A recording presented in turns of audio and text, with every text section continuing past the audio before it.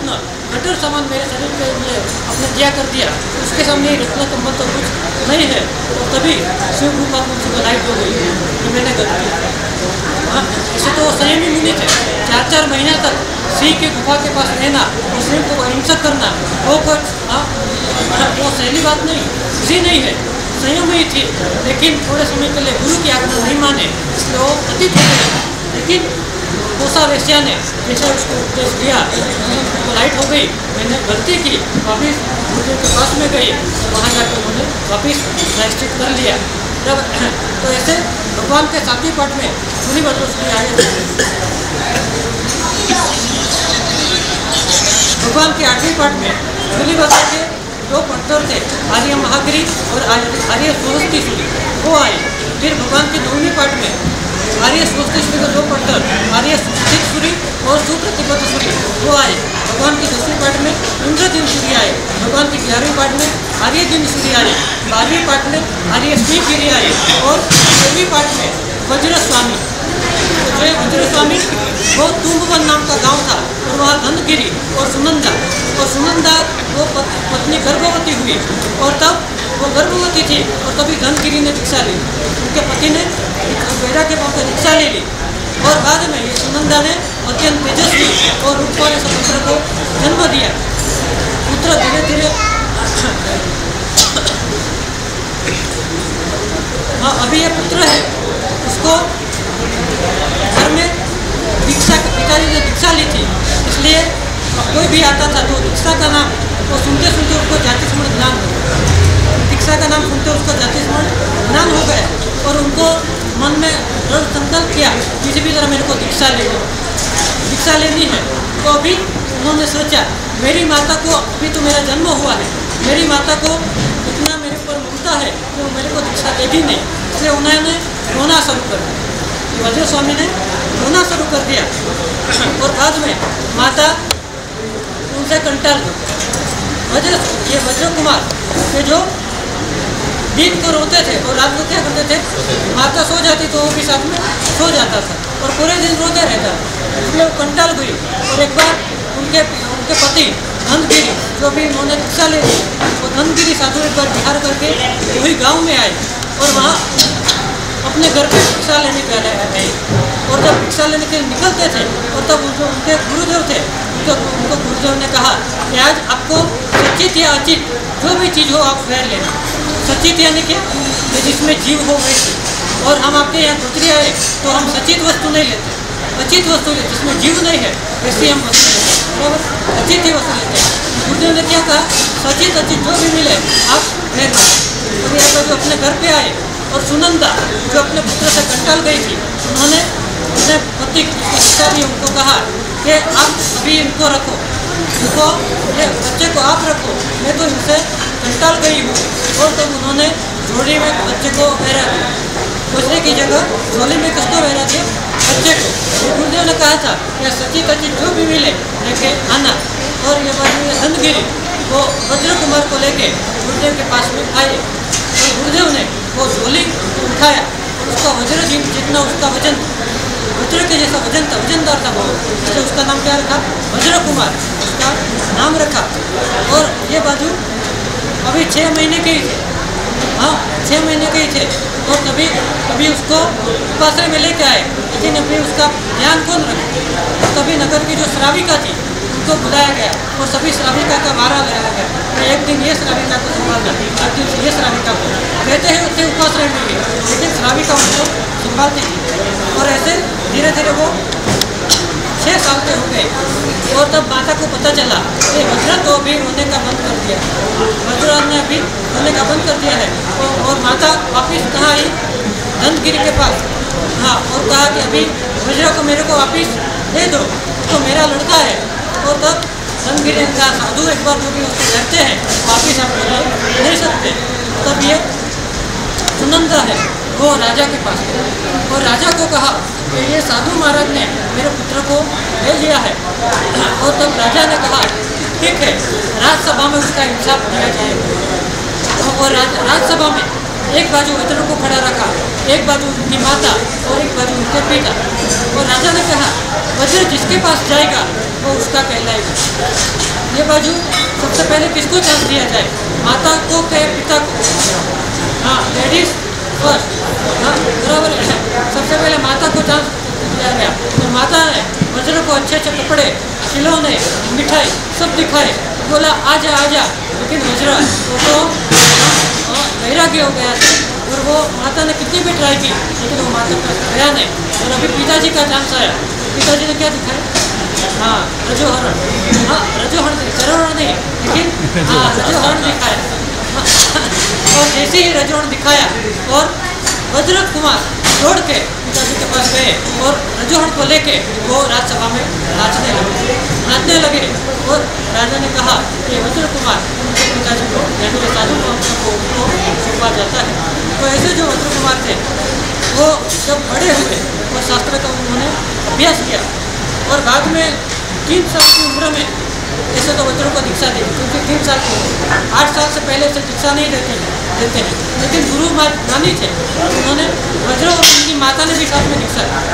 जो माता थी उनकी सुनंदा, उन्होंने भी साथ में, उसको भी वैराग्य हो गया, उन्होंने साथ में दीक्षा ली। और बाद में ये वज्र कुमार वो साध्वी जी के उपाश्रय, उनको साध्वी जी के उपाश्रय में रखा गया। हाँ दीक्षा के बाद 3 साल के थे ना, 3 साल की उम्र दीक्षा, इसलिए वो साध्वी जी यानी श्राविका उनका पालन करती थी और साध्वी जी के उपासना में वो रहते थे। और विचल दीक्षा के पहले की बात, दीक्षा के बाद तो साधु के साथ रहेंगे, दीक्षा के पहले की बात। और तब ये वज्र कुमार की उनकी बुद्धि इतनी तेज थी कि साध्वी जी महाराज जो भी सूत्र वगैरह बोलते थे वो सब उनको एक बार सुनते और याद हो जाए। ऐसे 11 अंग का ज्ञान, इतना 11 अंग का ज्ञान उनको पूरा हो गया। ऐसे जो वज्र कुमार और बाद में वो बड़े हुए और एक बार गुरु महाराज वो सब साधु को वाचना देते थे, रोज वाचना देते थे। और एक बार गुरु महाराज वो कोई काम से बाहर गए थे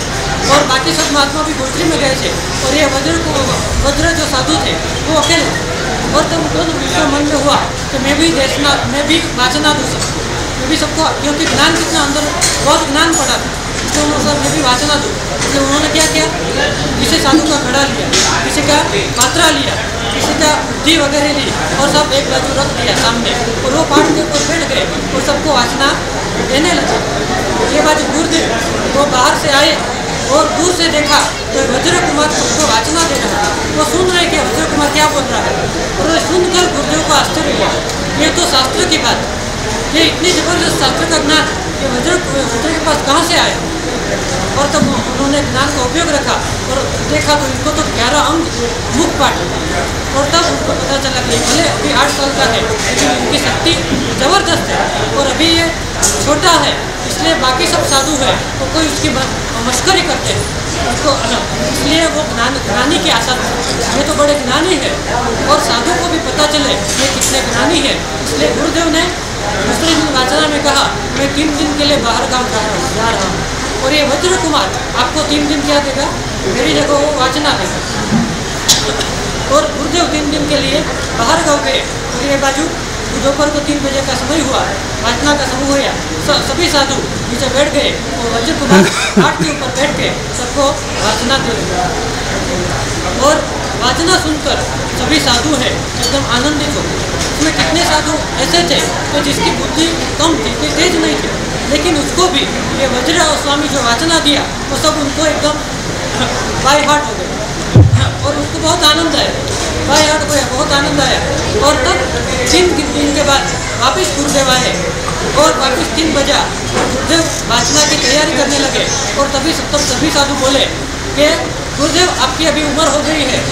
हाँ अभी हमको वाचना कौन देंगे। तो ये वज्र स्वामी वो उनकी वाचना बहुत सबको पसंद आ गई, सबको बहुत मज़ा आ गया और वो जो भी बोलते सबको याद रह जाता था। उनकी वाचना देने की पद्धति इतनी ज़बरदस्त थी कि सबको बहुत मज़ा आ रहा था। और तब गुरुदेव ने बोला कि ये वज्र कुमार है, उनके पास 11 अंग का ज्ञान है, लेकिन वो ज्ञान कैसा है, वो चोरी किया हुआ, कर्ण चोर यानी कान से सुना हुआ है विधिपूर्वक उन्होंने ये ज्ञान अभी नहीं लिया। हमको कोई भी शास्त्र पढ़ना है तो उसका हमको क्या करना पड़ता है, विधि यानी योग करना पड़ता है। मान निश्चित सूत्र पढ़ना हो तो उसका 52 दिन का योग, ऐसा योग करना पड़ता है। इसलिए वज्र कुमार को भी यानी वज्र जो साधु है उनको भी यह योग करा के उनको विधि सहित सब 11 अंक हमको देंगे, बाद में वो आपको आध्यान देंगे। तो ऐसे जो वज्र स्वामी थे उन्होंने बाद में उनको योग कराया, बाद में आचार्य पद्धति को दी। तो ऐसे भगवान के 9वें पाठ में वज्र स्वामी आए, भगवान के 14वें पाठ में वज्रसेन सूर्य आए, भगवान के 15वें पाठ में चंद्रनाथ सूर्य आए, 16वें पाठ में समंत भद्र सूर्य आए, 17वें पाठ में बुद्धदेव सूर्य आए, 18वीं पाठ में प्रद्योतन सूर्य आए, 19वें पाठ में मानदेव सूर्य आए, जिन्होंने लघु शांति की रचना की। मानदेव सूर्य जो सूर्य श्री मानव दिवस लघु शांति की रचना जो मानदेव सूर्य ने भगवान के कितने पाठ में आए, 19वें पाठ में आए। फिर विजय कोत की रचना भी इन्होंने की है। फिर 20वें पाठ में मानतुम सूर्य आए, मानतुम सूर्य उन्होंने भक्तामल की रचना की और नमो स्तोत्र की रचना जिन्होंने की है। जैसे मानतुम सूर्य 20वें पाठ में आए। फिर 21वें पाठ में श्री वीर सूर्य आए, 22वें पाठ में श्री जयदेव सूर्य आए, 23वें पाठ में देवानंद सूर्य आए, 24वें पाठ में श्री विक्रम सूर्य आए, 25वें पाठ में नरसिंह सूर्य आए, 26वें पाठ में समुद्र सूर्य आए, 27वें पाठ में मानदेव सूर्य आए, 28वें पाठ में विभूत प्रभ सूर्य आए, जिन्होंने कुलपाठ की स्थापना की। ऐसे विभूत प्रभ सूर्य जो भगवान की 28वें पाठ में आए, पाठ में आए। कुलपाठ तीर्थ कहाँ पे है, आंध्रा। कुलपाठ तीर्थ की स्थापना ये सूर्य के समय में हुई। फिर 29वें पाठ में जयानंद सूर्य आए, फिर 30वें पाठ में रवि प्रभ सूर्य आए, 31वें पाठ में यशोदेव सूर्य आए, फिर 32वें पाठ में प्रद्युम्न सूर्य आए। और ये सबकी आचार्य के समय कौन कौन सी घटना बनी थी वो सब भी यहाँ लिखा है, लेकिन अभी हमारे पास समय नहीं है क्योंकि 78 पाठ परंपरा हमको देखनी है, बराबर है। 32वें पाठ में प्रद्युम्न सूर्य आए, 33वें पाठ में मानदेव सूर्य आए। और ये मानदेव सूर्य के समय से उद्धान तप विधि, उद्धान तप जो विधि उसकी ग्रंथ की रचना ये मानदेव सूर्य के समय से हुई। फिर 34वें पाठ में विमल चंद्र सूर्य आए, 35वें पाठ में उदयतुम सूर्य आए, फिर 36वें पाठ में सर्वदेव सूर्य आए, 37वें पाठ में देव सूर्य आए, 38वें पाठ में वापिस सर्वदेव सूर्य आए, 39वें पाठ में यशोभद्र सूर्य आए, 40वें पाठ में मुनि चंद्र सूर्य आए, 41वें पाठ में अजित देव सूर्य आए, 43वें पाठ में विजय सिंह सूर्य आए, 43वें पाठ में मणिरत्न सोमप्रभ सूर्य और मणिरत्न सूर्य 2 आचार्य को होता है। 44वें पाठ में आचार्य जगत चंद्र सूर्य आए। ये जगत चंद्र सूर्य वो आहड़ नाम का गाँव, आहड़ नाम है, मेवाड़ में शायद आहड़। तो आहड़ में दिगंबर के 42 आचार्य थे, दिगंबर के 42 आचार्य थे और उनके साथ उन्होंने बात की। इसने ये जगत चंद्र सूर्य जो भगवान की 44वें पाठ में आए थे उन्होंने 45 आचार्य के साथ बात किया और बाद में वो जीते। और तभी मेवाड़ के जो राजा थे उन्होंने उनको हिरला नाम का विरोध किया और उन्होंने एक बार आजीवन अनबिल किया, आजीवन अनबिल का तप किया, उसके बाद उसको तपा का विरोध। और तभी से ये जगत चंद्र सूर्य उनको राजा ने तपा का विरोध दिया। इसलिए हमारा गज का नाम तब से क्या गज का नाम तपा गज ये उसका नाम पड़ा।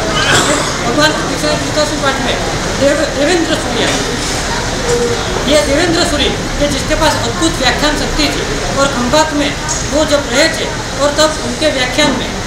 खंबात में उनके व्याख्यान में 1800 श्रावक जो सामयिक लेके बैठे थे, कितने 1800 श्रावक खाली सामयिक लेके बैठे थे, बाकी सामयिक बिना के तो कितने होंगे। तो ऐसी जबरदस्त शक्ति व्याख्यान शक्ति उनके पास थी। 46वें पाठ में 2 पट्टर आए, विद्यानंद सूर्य और धर्मघोष और 46वें पाठ में आए।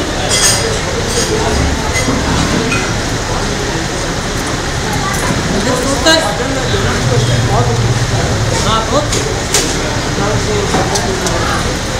48वें पाठ में सोम तिलक सूर्य आए, 49वें पाठ में देव सुंदर सूर्य आए, 50वें पाठ में सोम सुंदर सूर्य आए कि जिन्होंने राणकपुर नाम की तीर्थ की प्रतिष्ठा कराई। जैसे सोम सुंदर सूर्य महाराज कि जिन्होंने 7 वर्ष की उम्र में दीक्षा ली थी और 27 साल की उम्र में उनका आचार्य पदवी हुई और उन्होंने राणकपुर की प्रतिष्ठा कराई। ऐसे सोम सुंदर सूरी महाराज 51वें पाठ में मुनि सुंदर सूरी आए, जिन्होंने अपने गुरु महाराज को 108 हाथ का पत्र, इतने 108 हाथ का पत्र, इतना बड़ा पत्र उनको अपने गुरु महाराज को लिख कर उन्होंने भेजा था। फिर 52वें पाठ में रत्नशेखर सूरी आए, 53वें पाठ में आचार्य लक्ष्मी सागर सूरी आए, 54वें पाठ में सुमति सागर सूरी आए, 55वें पाठ में हेम विमल सूरी आए, 56वें पाठ में आनंद विमल सूरी आए, 57वें पाठ में दान सूरी आए और 58वें पाठ में कौन आए? हीर सूरी महाराज। ये हीर सूरी महाराज का रास आपने जो सुना वो हीर सूरी महाराज भगवान के 58वें पाठ में आए और 59वें पाठ में सेन सूरी महाराज आए, 60वें पाठ में आचार्य देवसूरी महाराज आए, 61वें पाठ में आचार्य श्री सूरी महाराज आए, 62वें पाठ में अभी 61वें पाठ तक सब आचार्य थे और बाद में कोई किसी ने आचार्य पदवी नहीं ली। बाद में सबने गणी पदवी ली या पन्यास पदवी, लेकिन आचार्य पदवी बाद में किसी ने कहाँ तक नहीं ली तो देखेंगे। 61वें पाठ तक श्री सूरी आचार्य चले, फिर 62वें पाठ में पन्यास सत्य विजय गणी आए, 63वें पाठ में कपूर विजय गणी आए, 64वें पाठ में क्षमा विजय गणी आए, 65वें पाठ में जीत विजय गणी आए, 66वें पाठ में उत्तम विजय गणी आए, 67वें पाठ में पन्यास पद्म विजय गणी आए, 68वें पाठ में पन्यास रूप विजय गणी आए, 69वें पाठ में पन्यास कीर्ति विजय गणी आए। ये पंच कल्याण की पूजा भी ने इसने पन्यास रूप विजय महाराजा ने की है। 20 स्थानक 45 आगम सबकी पूजा है, ये रूप विजय महाराजा ने पूजा रची है। फिर 69वें पाठ में कीर्ति विजय पन्यास कीर्ति विजय आए, 70वें पाठ में पन्यास कस्तूर विजय आए, 71वें पाठ में पन्यास मणि विजय गणी आए और उनके टाइम के बाद ये बाबजी महाराज का समुदाय, शांति चंद्र सूरी महाराज का समुदाय, फिर ये वागड़ वाले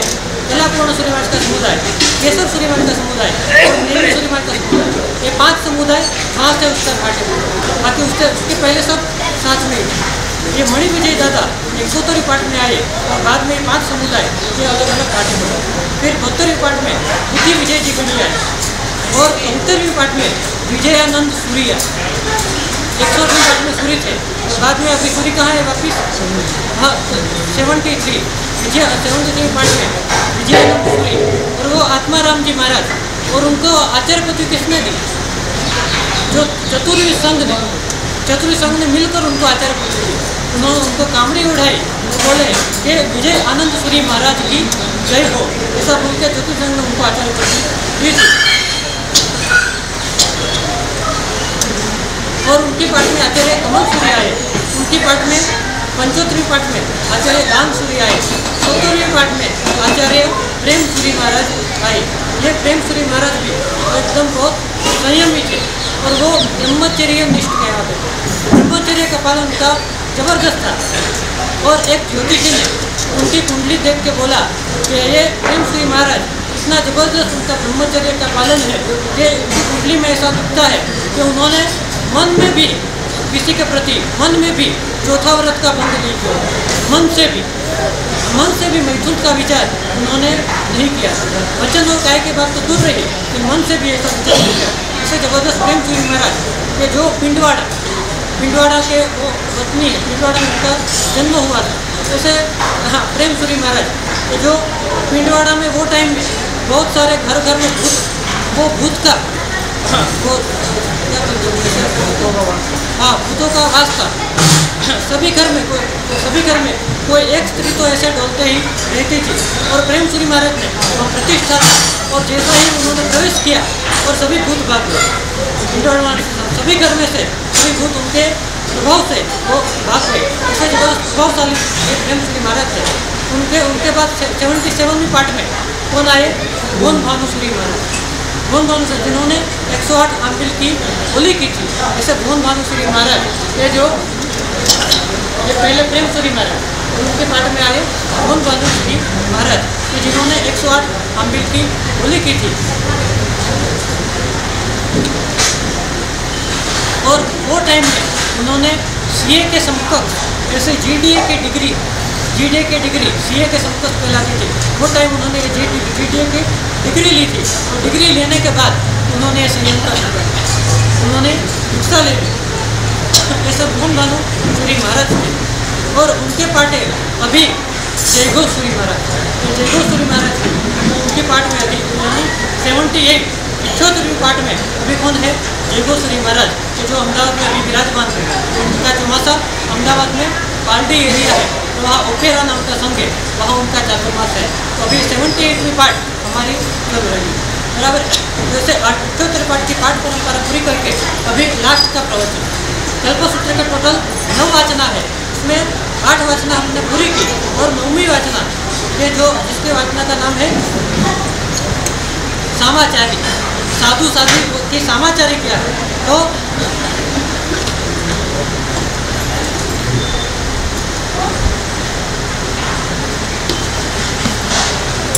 तो ये सामाचारी में कहते हैं कि भगवान महावीर देव और उनके गणधर हैं वो और उनके जो साधु हैं वो आषाढ़ चौमासे के बाद यानी 50 दिन तक वो जहाँ भी चौमासा उनको 4 महीना चौमासा में एक ही जगह उनको रहना है और वहाँ चौमासा में रह के उनको जीव दया वगैरह का पालन करना है।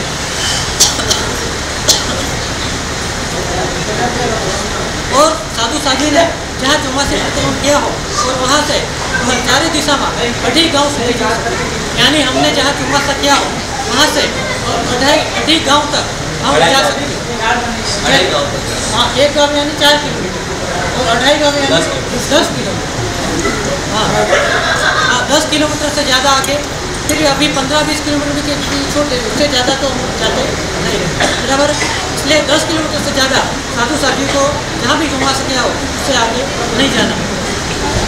सामान्य से साधुओं को एक ही बार पूजन करना और यदि कोई कारण हो, रोग वगैरह का कारण हो तो 2-3 बार भी साधु वापर सकते हैं। और संयातर की गोचरी जो संयातर है उसकी गोचरी साधु को कभी नहीं है। और अभी साधु भगवान वो अभी कहीं दूसरी जा रहे हैं और बीच में बरसात गिरे तो क्या करना? बरसात आए तो झाड़ के नीचे खड़े रह जाना, बरसात की विराधना से बचने के लिए झाड़ के नीचे खड़ा रह जाना। लेकिन सूर्यास्त से पहले तो उपाश्रय में आ जाए। यदि सूर्यास्त के टाइम अचानक बारिश गिरा तो क्या करना? झाड़ के नीचे खड़ा नहीं रहना, लेकिन उपाश्रय में बारिश में भी बराबर। और उत्सर्ग से कम 2 साधु और ज़्यादा से और कम 3 साध्वी। साधु को अकेला नहीं रहना, एकल विहारी साधु नहीं होते, तो साधु को कम से कम 2 साधु को तो रहना है और साध्वी कम से कम 3 साध्वी होनी चाहिए। और साधु साध्वी को दूसरी लाकर अपने आचार्य वगैरह को दिखानी चाहिए। साधु साध्वी को चातुर्मास सिवाय के काल में 2 बार काजा लेना और चातुर्मास में 3 बार काजा लेना चाहिए, यानी सुबह को, दोपहर को और दोपहर का पहले लेने से 3 बार साधु साध्वी को काजा लेना चाहिए। साधु साध्वी गोचरी बहरने जाए तो कौन सी दिशा में गए हैं वो दूसरे साधु को बता के जाए कि हम ये दिशा में गोचरी गए हैं। यदि वो बता के नहीं जाए और साधु जहाँ गोचरी गए और वहाँ कोई कारण वो बेभान हो गए, ऐसा कोई भी उनको उत्सर्ग आए और उपाश्रय में नहीं आए तो सभी साधु चिंता करें। और कोई साधु को बता के दे भाई ये दिशा में गए हैं तो साधु वो दिशा में जाके उनकी तपास कर सकते हैं। इसलिए साधु दूसरी जाए तो कोई भी साधु महात्मा को कह के जाए।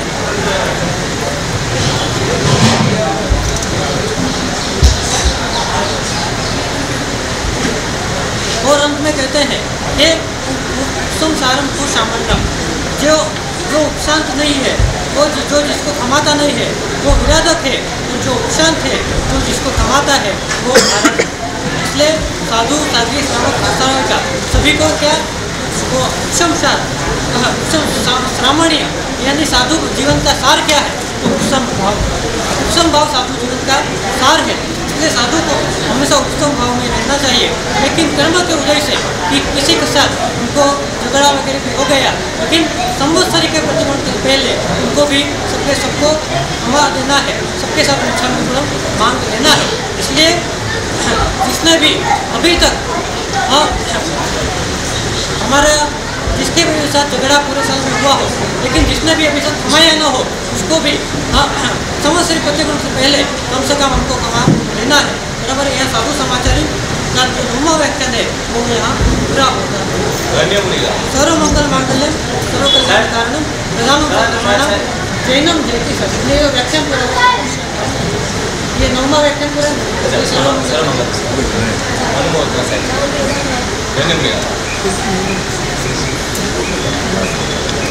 नाम का ग्रंथ आता है और उसमें हमको कर्म कैसे असर करते हैं, दुख किसके कारण आता है, सुख किसके कारण आता है, वो सब उदाहरण के साथ इसमें सब कर्म की पूरी व्यवस्था कैसी है वो सब इसमें ये उथल पथल बुक में। तो ये बुक की कीमत वैसे तो 70 रुपये की है, लेकिन 30 रुपया में आपको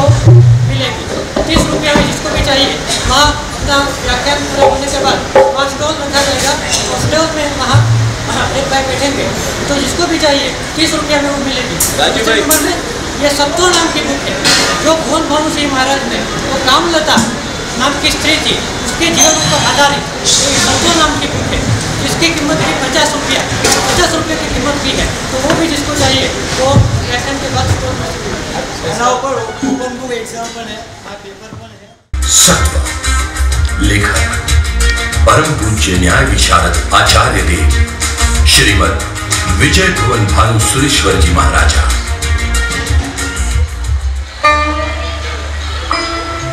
मन की दशा भी ऐसी है कि यदि उसे विषयों में लालायित होने की स्थिति में रखा तो आगे भी आसक्ति बढ़ती ही जाएगी, और यदि एक बार उसे विषयों में लालायित होने से रोका गया तो आगे भी उसे इस प्रकार रोका जा सकता है। विषयों में लालायित मन को यदि ना रोका गया तो सत्व खंडित होता है। कहीं किसी परस्त्री को देखने हेतु मन लालायित हो गया, आतुर हो गया, और यदि आंख मन उस स्त्री पर ले गए तो सत्व नष्ट हुआ ही समझो, और फिर इसी तरह सत्व के नष्ट होने का पुनरावर्तन जारी रहेगा। मन में हल्का सा भी विकल्प हुआ कि सामने वाले को मेरा गुस्सा बता दूं, कुछ गर्मजोशी की बातें सुना दूं, यह सोचकर कुछ सुना भी दिया तो सत्व नष्ट हुआ ही समझो, और फिर इसी बात का पुनरावर्तन जारी रहेगा। यदि अभिमान या मानाकांक्षा से सामने वाले को स्वयं की चतुराई बताने का मन हुआ और यदि सुनाया तो सत्वहीन बनना तय ही समझो। फिर दूसरे स्थान पर दिया खत्म होता जाएगा। एक बार भी मन की लालायिकता का पोषण करना भयंकर है।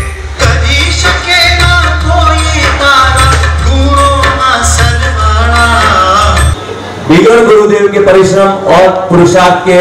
असंभव था। तो अब हमने देव का चरित्र,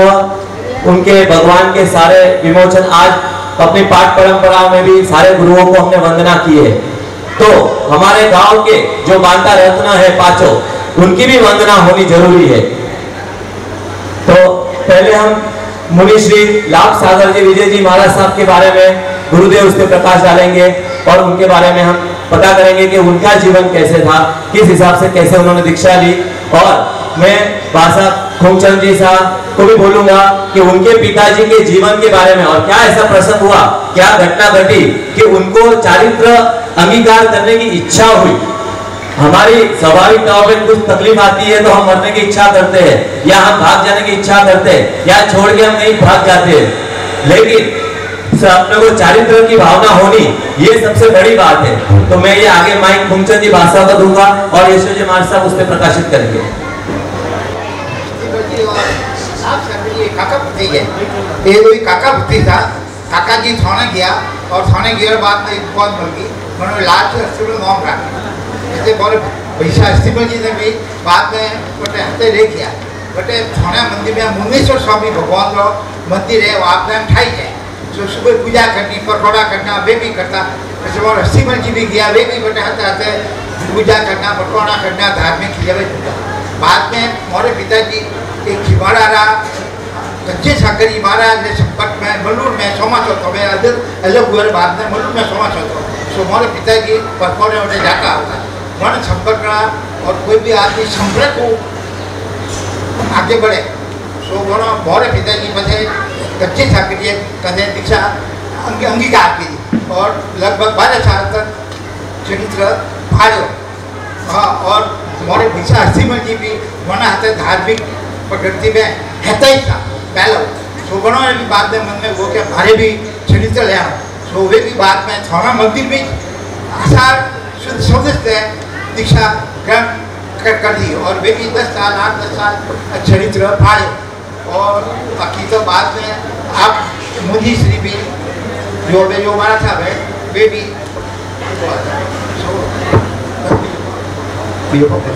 लाभ सागर जी महाराज साहब ने 12 साल का 1 मिनट उनके हेलो जय जय साहब मैं मेरा खून जी दुकान लड़को बोलूँ साहब और दादा साहब 2026 बक्सर सूट बीच ने पुनः किया मैं मोरे पिताजी मारवाड़ पढ़ा दिया मोरे सुकन्या नगर छात्रवास तो जो पिताजी माताजी मारवाड़ आया भारत लग रहा है कि लाभ संजी पूनम जी धोखा बक्सर सूट बीच ने दीक्षा ले ली है या बड़ी दीक्षा भाईकेला में होएला जो आपने मैं वो लेटर लेकर हूँ वरना पहला दादाजी की भावना थी 10 साल हो और पिताजी के भारत दीक्षा लेनी और मेरे पिताजी के बहुत परिवार है वरना आते अभी धूमधाम का दीक्षा और भाई मतलब लकी भी होगा नहीं पर वरना लगा कि बहुत दीक्षा डाला नहीं है मतलब बता मन हो गए बच्चे क्या बच्चे थोड़े अस्थि बली है बटे जाइए बूट चप्पल खोल रजाई पिया कपड़ा राखने मतलब सोने के बस सीधा पुणे जाइए बटे सीधा दीक्षा भेगी बटे ने पसे मोटी दीक्षा आपकी सही में भी कैलाश सागर सुनी जाते वे मोटी दीक्षा दी बना ने बाद में कंचन सागर जी बना गुरु था भाव सागर जी था शिष्य ने लाभ सागर जी 3 था बना तीनों में तीन में चौथा नहीं गया पर 3 में 2 गया ये भेजिया अलग क्यों बना बहुत गुस्सो तो कंचन सागर जी गुस्सो हिसाब से बड़े दादाजी लोगों ने ज़्यादा दिन नहीं टिकिया ये स्वभाव को हिसाब नहीं टके कर देना उससे भैया करोना साहब हाथ करेगा पदम सुनी जाते जो पदम सुनी जाते हुए 10 साल बड़ा हाथे कालिया पची तोड़ू ने मन सेवा सागरी की दी ने पदम खिबाड़ा में देवलोक भी बहुत दादा लाभ सागर जी मनोरो इतिहास है 2026 में दीक्षा दी हुआ भटे ने वहाँ सोने ली सा सोने लीधी वरना पहला भी मोरे पिताजी मोरे दान मन से आया था दादो साहब वे तरीके से दोनों विशेष हो जो उन्होंने कोई फोन पे कोई खबर नहीं उन्होंने पता व्यवन થઈ ગયો પછી મોર દાદો સાહેબ તરીકે ને किया अटो देने नहीं किया पौधों के मैं जाऊँ कमावा ने जो भी अटू सोने ये कमावा वास्ते जब बड़े बड़े दिनों ही के तरीके मोरे साहब जो विदेश जो बड़े थोड़े आया थोड़े बोलूँ रहो मैं आज 50-55 साल मोरे बोलूँ विदेश है मोरे टोटल 4थी पीढ़ी आज हाले रही है साहब तो सब राजीबाजी है दादू साहब अच्छी तरह घर पहाड़ियों में अच्छो गति में किया बहुत बना बोलो जिच्छासन देव की पौधा में जो है दीक्षा बोली है जब वो मैंने आप दुआ में आपने कहा है उसके वक्त पर लगा हुआ अपना परिवार में जो दुआ है तो मैंने आप सुनी है लगभग मन की लगे कि है भाई ला मैंने बैठा पड़ता है तो नौको आपको बराबर है तो आप सागर जी महाराज बड़ों के विशेष परिचय माले नहीं है पर हेमरथ में विजय महाराज है खूब महंगा था जब मैंने आएगा मैं कोई पढ़ाई करता वन टाइम जो है मेरे बालियों पर खाता लिया करता बड़ा पाव भी खाता तो भाई भाजी पाव भी है खाता जो है अपने साथ ही दादाजी अच्छा धर्मिष्ठ लगभग वो देखो ग्वालियर है धर्मिष्ठ नहीं पर है सूरज उठ रहा है धर्मिष्ठ ग्वालियर है पियर में है कालू करता खा लिया है खाता रात में भोजन नहीं करता पूजा ही नहीं करता है ना जो भोजन करते आया वर्ष जो है कोई जीवन रमाय परिवर्तन आया मैं वहाँ पे जो है दादा को बना और भी हमें जो है बहुत सारी काफ़ी सारे परिवार को जो लास्ट भैया को परिवार को वे हमारे जीवन रमाय पर धर्म जो है आज हमारा कहानी से को है जीवन रमाय धर्म आयो मैं आपसे जो हृदय को सरल मैं अतरा निखालस था मारा तो વધારે परिचय पर नहीं दिया जा रहे मैं लगभग मैं 9th स्टैंडर्ड में હતો 11th में मैं आपसे दीक्षा ली थी भागे ने लाभ सागर जी महाराज पर भागे दीक्षा ली थी हेमरथ में विजय महाराज साहब पर भागे ने दीक्षा ली थी मैं धोखा परिवार में 2 दीक्षा भागे ने हुई बस हमारी दीक्षा की बात मन जरे ये दीक्षा नहीं है मारा कोई दीक्षा भाव नहीं था मैं लगभग 4 भाइयों में मारो तीसरो नंबर मैं मन में मन कोई भाव नहीं मैं घनी बार आपने कहो कि आपने लगे तो भाव से मारे नहीं किया आया तो कैसे ये पता है आगे लगे तो मारा बीवी वाला है घेरे गया एक घरे जी बातचीत करी कोई वांधो नहीं है मैं काले मैंने मलिया मैंने के अनुरा शामी का काले मलिया मैं मैंने के बावसी मोरा बावसी है विमल प्रवासी इधर 54 की और केना बैंक में बावसी आपका 4 महीना में 8 दिन पर हमें मलवात नहीं की गई बावसी हमें अगर बावसी 2 महीना दिए थे वो बावसी रोज दौड़े ना जाओगे के हमें बहुत दौड़ बावसी आज करेगा आज कोई बावसी और उसको गांव में पोजीशन लेते मैं कभी नहीं जो एकदम नास्तिक में वो तो बावसी आप क्या प्रोग्राम रख के है तो बावसी बहुत प्रोग्राम में बना है रोज एक प्रोग्राम है अच्छा अच्छा प्रोग्राम है रोज जो आज 2 बजे रह जाए तो थाक गया भाई ना ताकि आज तो थोड़ा परिश्रम पड़ गया आज तो है वीडियो को कॉम्बो बनो वीडियो प्रोग्राम ये कहतो गंदो तो आज के लागे करतो प्रोग्राम पर जो बाद में जब शिवगंज की स्टोरी हुई कि जो आप देखते हो क्या एक्शन किए हुए उन्होंने बिल्कुल तो गंदो नहीं पड़ा उन्होंने कहा कि आपको तो भेटे भाई गयो तो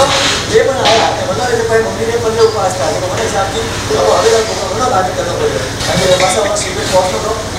लेकर गया लोग तो वो जो है कि एक बात में नास्ती है मैं मन में तो नहीं किया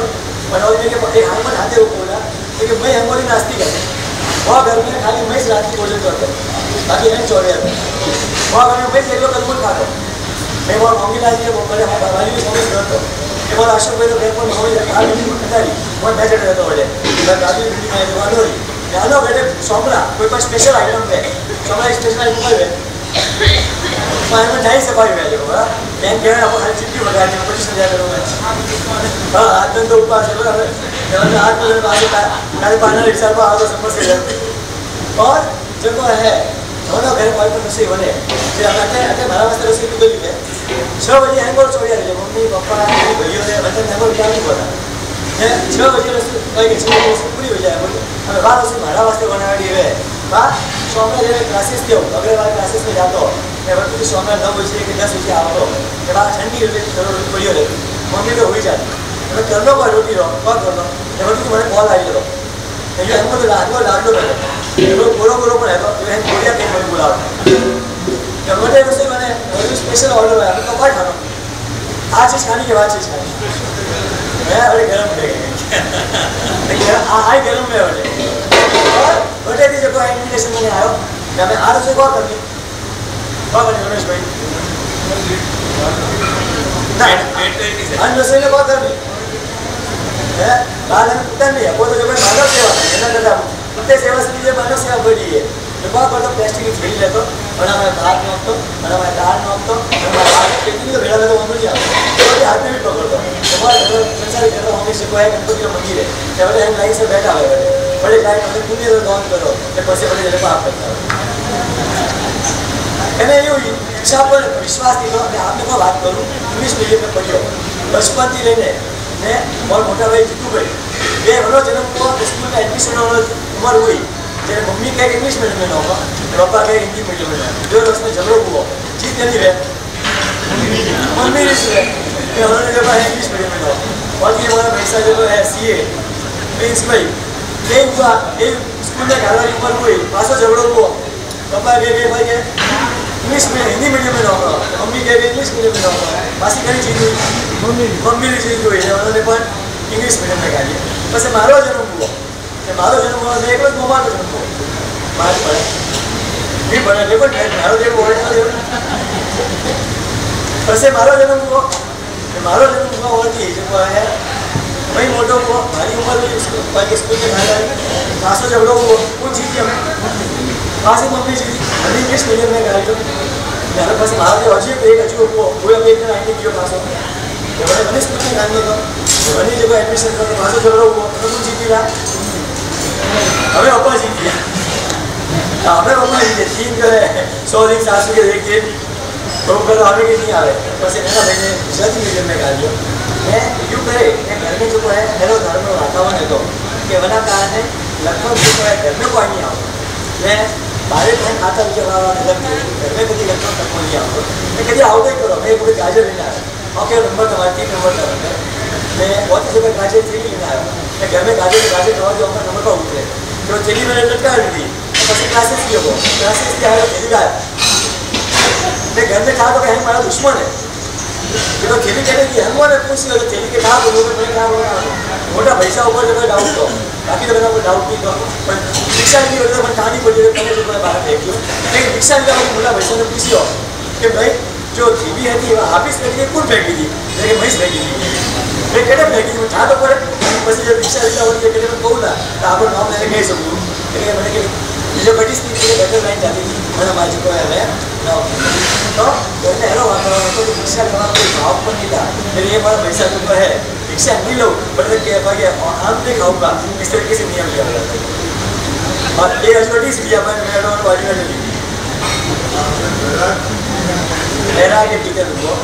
एकदम नास्तिक तो नास्तिक मतलब कितना नास्तिक आपने को साधु ने देखो नहीं तो डाकू मंगल सिंह के साधु ने डाले मोटी जो हमारे आवेश पर ये देखो कहता देखो ना और अभिषेक कह रहा है अभिषेक जय दाढ़ी है ऐसे वो दाढ़ी करी है तो कहेंगे डाकू मंगल सिंह करी लेकिन पीछे गलत मेंटालिटी हुआ है कि कोई व्यक्ति वहाँ से प्रतिक्रिया रखे तो वहाँ से भाषण होंगे नहीं तो वहाँ से भाषण नहीं होंगे और ऐसी गलत सोच लेकर देता था और क्योंकि कॉन्वेंट स्कूल में पढ़ा हुआ था और कॉन्वेंट स्कूल में पढ़ने के कारण जो है ऐसी सोच कि यहाँ से बढ़ लिखकर जो है कॉलेज में जाना because all Indians are fools सारे इंडियंस आर फूल्स इनकी जितनी भी शोध होती है जितनी भी इन्वेंशन होती है जितनी भी डिस्कवरी होती है सब अमेरिका चाइना जापान रशिया ये लोग सब करते हैं इंडिया वाले कुछ नहीं करते इसलिए हमने ऊपर लिखकर जो है अमेरिका जाना है और वहाँ पर जो है बहुत कमाना भी है और वहाँ पर पढ़ेगा और साइंस का स्टूडेंट मेरे को साइंस पढ़ने से पसंद था और पूरे परिवार में लगभग मैं साइंस में गया बाकी सब कॉमर्स में गए और साइंस का बहुत मेरे को डॉक्टर बनना था लेकिन जैसे 11th में आया और तभी एक जगह पर एक भाई का लेक्चर था रात को शाम की समय और कभी बड़े भाई ने कहा कि चल आज एक भाई का लेक्चर है सुनने जाएंगे तो चलो टाइम पास हो जाएगा और ये भाई को ये सुना कि जो इंडिया के ऊपर मुझे जरा भी बहुमान नहीं था और वो भाई को सुनने के बाद इंडिया के ऊपर बहुमान ना हो गया और ये भाई को 40 साल की उम्र में इनको मार लगा दिया जो कफन बात कर जिन्होंने एमटेक किया हुआ एमटेक फ्रांस से मास्टर इन टेक्नोलॉजी एमटेक किया हुआ था और देश के लिए जो है स्वदेशी का बहुत प्रचार करते थे आज भी यूट्यूब के ऊपर इनके बहुत सारे वीडियोस हैं राजीव दीक्षित जी आज भी अगर आप राजीव दीक्षित देखोगे तो उनके बहुत सारे चैनल हैं और उनको सुनने के बाद मुझे लगा कि एक टॉपिक था कि 50 साल की आज़ादी या 500 साल की गुलामी हम आज भी गुलाम है आज भी लंदन है इंग्लैंड है उसको हम रॉयल्टी पे करते हैं तो आज भी हम गुलाम है अभी तक आज़ाद नहीं हुए अभी नरेंद्र मोदी क्या करेगा पता नहीं आगे लेकिन आज भी हम गुलाम है और आज भी हम जो है इंडिया की रॉयल्टी जो है उनको पे कर रहे हैं और इसको सुनने के बाद मुझे लगा मेरा भारत काल के पास जो था वो किसी के पास नहीं था आज भी दिल्ली के अंदर जो अशोक स्तंभ है आज भी लोखंड का पत्थर है लोखंड का पिलर है और आज भी खुले आकाश के अंदर है उसको जंग नहीं आएगा और आज हम सिल्वर का लेकर आते हैं तो सिल्वर को जंग लग जाता है स्टेनलेस स्टील का आया था फिर उसको जंग लग जाता है और लोखंड का ये मेट्रोलॉजी इंडिया के अंदर थी और ऐसा समृद्ध जो है इंडिया था लेकिन जो है इंडिया को इंडिया को बर्बाद करने के बहुत सारे प्लानिंग चले चलो बात बहुत लंबी है वो मुझे नहीं करनी लेकिन ये व्यक्ति को सुनने के बाद मेरा पूरा जो कन्वर्शन हुआ और बाद में पूरे हेमंत सुलेमान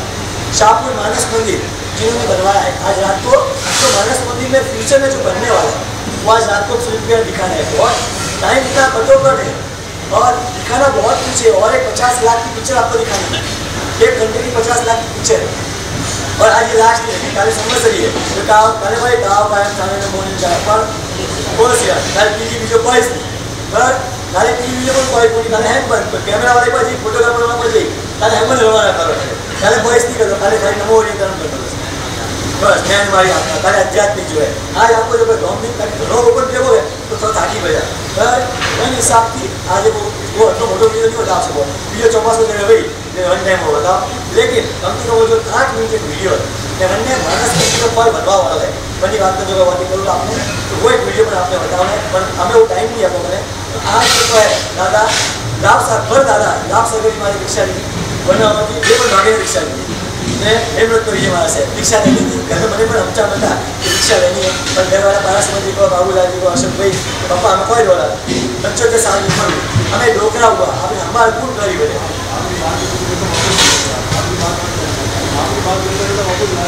हाँ वटी बन जो तो बटे पूरी 100% लगी हो गया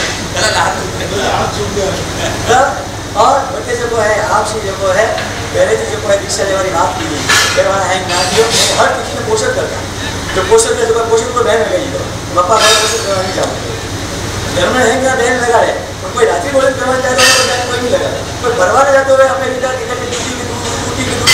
मुझे कोई बहन नहीं लगा है पर धर्म में हैंग ना है हैंग बेटा ना कि बापा आपका पोषण करवा नहीं रहा पर आशा आशु छोटे छोटे है चौमासा पहले होता बंधन तो नानी के लिए हस्ती मंदिर साहब जो है अमेरिका वाली का जो सुखी भाई जो है जो कि आधा वो मुक्षर कर दो देखिए मन में कोई था और बाहर कुछ और था और जो है पति को कहने की प्रमोशन ऐसे जो है कुछ अपने जाते हैं पोषण करेंगे और श्रावण के ऊपर पोषण किया और श्रावक ने जो है यहाँ पर महाराष्ट्र के साथ सेटिंग कर दी और जो है आपने पोषण ले लिया और जो भाषा से जो वाइंसन आया ये देख के कहते हो आया था 2 और हो गए 3 बस तो है किया हो गए बावसी का पूछे और दीक्षा कितने दी है बाया पर सारे बावसी तो भाई पूछे और कितने दीक्षा दी बस कोई अच्छा पर मैं बस कहता ये किया हो भाई अगर अच्छा मार्ग में किया हो तो क्यों ट्राई करो जाओ हमें उम्र रही है क्यों ना ट्राई करो जाओ जो भाई आप श्री 5 साल को दीक्षा कर पाइयो हमारी घना इच्छा थी कि लास्ट में जो अपनी सेवा करूँ दीक्षा लेना होती पर 3 साल तक जीविया पर सहयोग नहीं हुआ मैं आप श्री सेवा का अवसर नहीं मिलो तो जो है बस बोले हेमंत मुस्लिम आदमी हो गया हमारे जीवन में परिवर्तन आयो बने पर एक मैं साइंस स्टूडेंट मैं 12 साइंस के लेवल में आता हूँ वन में एक घटना ऐसी घटी कि 12 साइंस में रहता हूँ हमारे ऑनर डॉक्टर जैसे कोई फिजिक्स केमिस्ट्री ने मैथ्स ये हमारे को कॉमन था हमारे बायोलॉजी को जॉइन मैथ्स मैंने खूब आप इजी लागतो गणित में तो मैंने 40 में 39 आओ हमारे हिसाब से मैंने मैंने कोई चिंता नहीं मैंने बहुत मेहनत नहीं करूँगा तो मैंने मार्क्स पास करके बोलता है मैंने हमारी चिंता पड़ी हमारे बायोलॉजी को स्कोर करना जो मैं ध्यान दी तो बायोलॉजी में पर एक घटना ऐसी घटी 12th में तो मेरे उम्रो रेड रिस्ट्रिक्शन आया हमारे कॉलेज एक टीचर है टीचर को जो बड़े उम्रो लाया मैंने रिस्ट्रिक्शन करे मैं बताया मैंने कि थोड़ा जो है हैंग देना रिस्ट्रिक्शन करे मैंने हेमंत बताओ हैंग में एक बड़े उम्रो जो हेमंत दो हैंग ले जाओ हैंग रिस्ट्रिक्शन करो हैंग बहुत एक समय बहुत भाई जैन सर ने गाना खाने मारा नाम घटे फर्स्ट बैच में 3 क्लास में 3 बैच है हमारा फर्स्ट बैच नहीं सर लगभग हैंग सोली थी बाकी लोग 3-4 सोला था मैंने हैंग सोली ली हैंग सोला लिखा था एक सोलो टीचर एक में 2 जना नहीं लिखा जब 2 जना यूँ गया तो टीचर क्रिश्चियन है बड़ी गुस्से हुई तो चलो ले लो क्या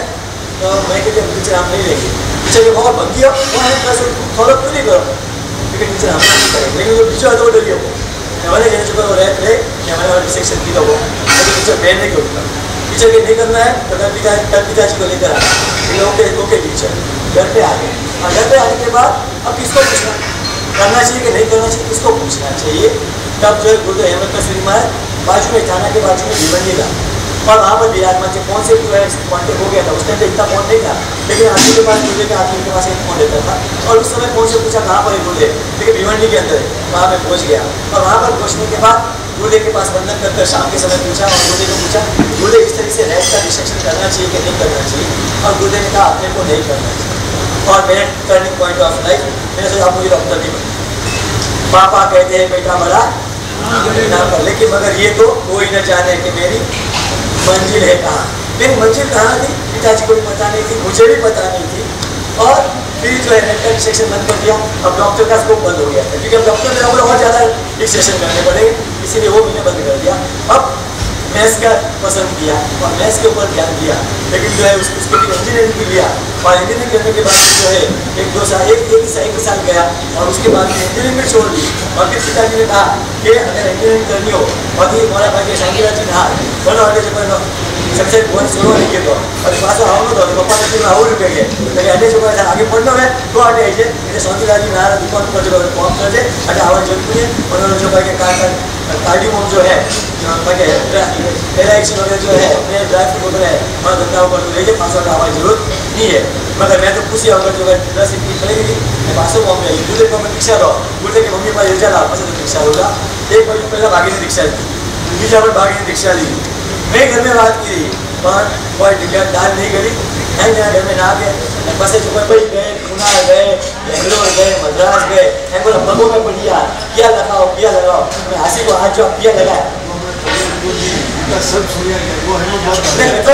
तो वंदन में प्रवेश तो आपने खानगी बात की है अच्छो अच्छो हुआ आप पहला जो आज बात करूँ मैं थोड़ी उन्होंने खुली हो बैठो हटे हजी नो गया गया तो बोले होटे संग्रह फॉर्म थी गया छठा पर उन्होंने बैठा दिया फिर पहला पता ग्राहक देखियो वही उन्होंने हाथ में लिया है वही कितना जो रोता रोते किया लगा अरे देखो हर एक बराबर आज आपको घर जो बात करूँ प्रवेश बात नहीं की प्रवेश है आपको फॉर्म बैठो आज तक घर घर बदले बात करो तो हर और वन में कितना दुनिया में जाए कितना उन्हें भाई मुझे तो नहीं किया खास मीटिंग में पूछ से बोलिया मैंने वहाँ से जाओ वे हैं जो है पर्दे में रहने दो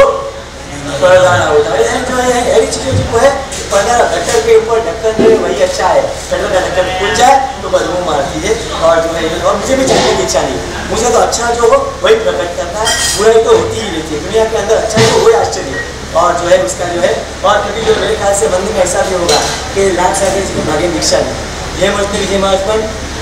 भाग्य दीक्षा ली भैया वो हैट्रिक तोड़नी चाहिए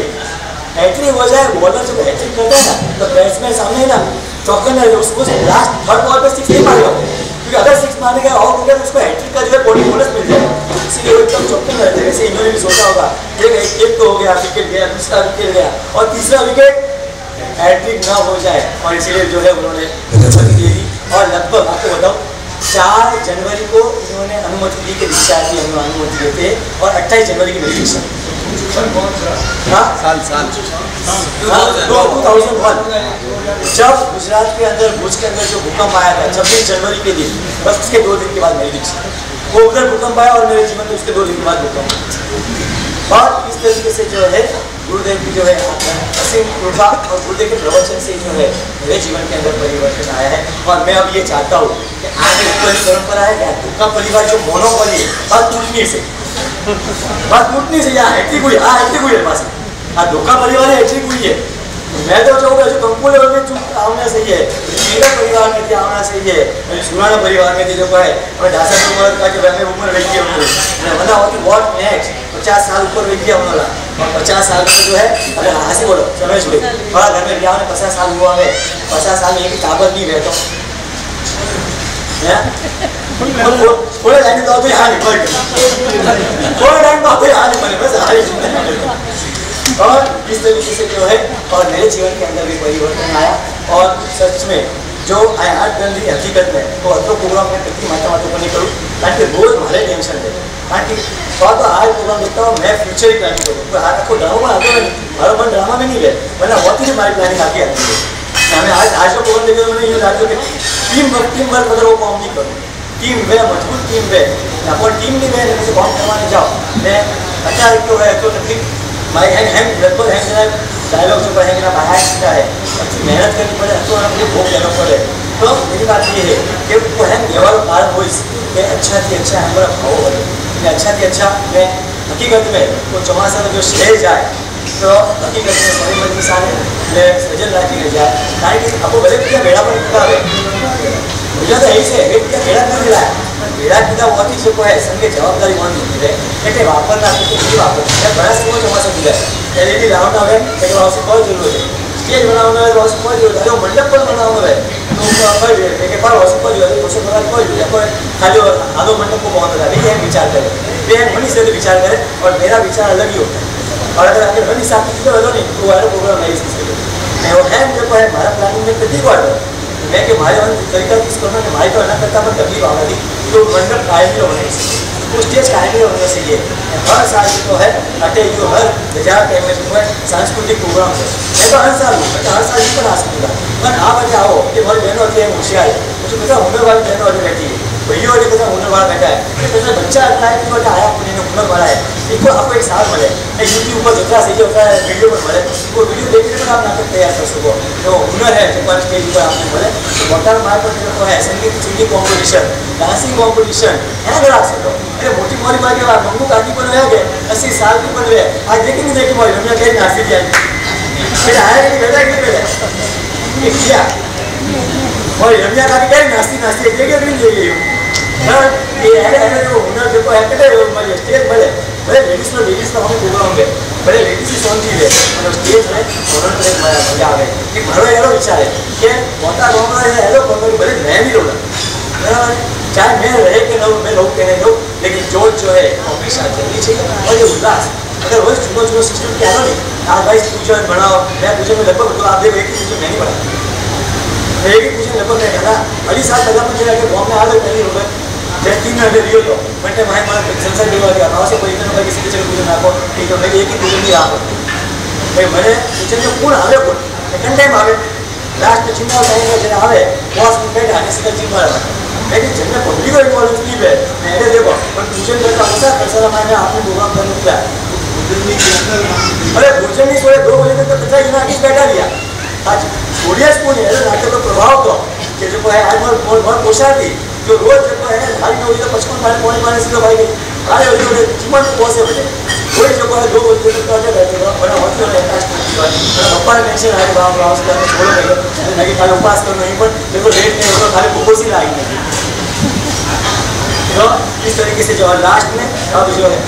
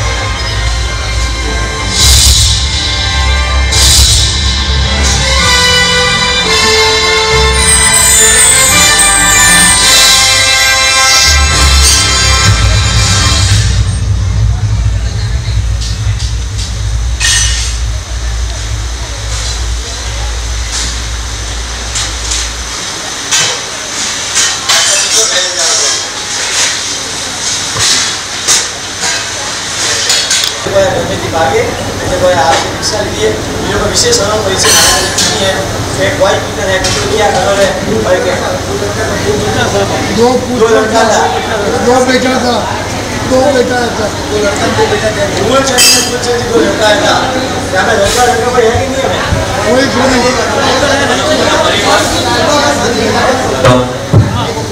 वनो परिवार में अगर कोई है थोड़ा सा प्रकाश डाल सके वनो के जीवन के बारे में तो मतलब संघ ने लाभ वाली चीज लो रायचंद जी